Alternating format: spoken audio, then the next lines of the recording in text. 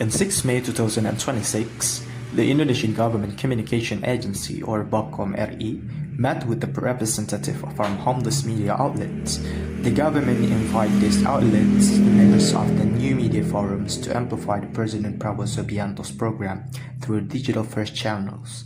BOCOM head Muhammad Kodari described the forum as a collective homeless media, which are independently managed new outlets. The BOCOM RI are expected there will be a partnership between the Indonesian governments with the homeless media.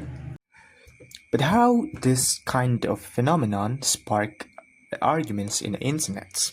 So let's dive in while analyzing how this thing happens while applying the concepts in the intercultural communications. So the first one is a framing and a single story. To understand why simple is cause so much chaos, we have to look at the framing. In our course, we learned that media doesn't just report reality, it organizes it. By standing on a stage and listing these names, the government encoded a message of alignment. They chose a partner frame, but here's the problem. Audience decode message based on their own history. In Indonesia, a government partner often sounds like a government mouthpiece.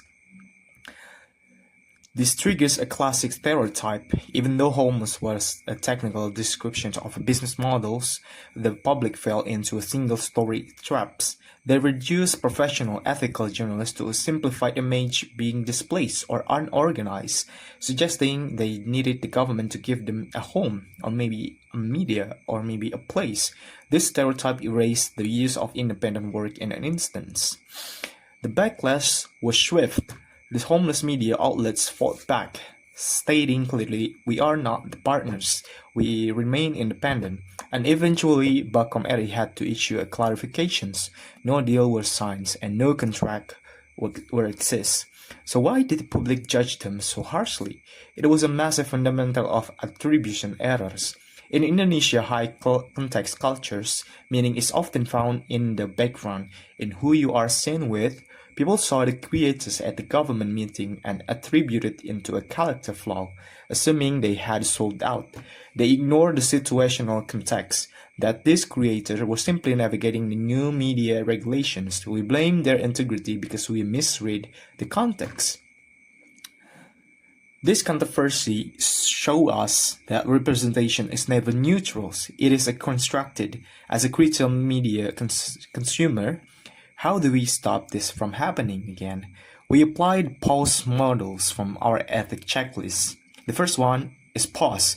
Don't let the government list headline triggers you cancel reflex. And the second is ask for the evidence. What did the Tempo report actually says? And then after that, understand the context. Meetings aren't always the audience. And then search for the better response. Read the outlet's official statements before jumping to conclusions.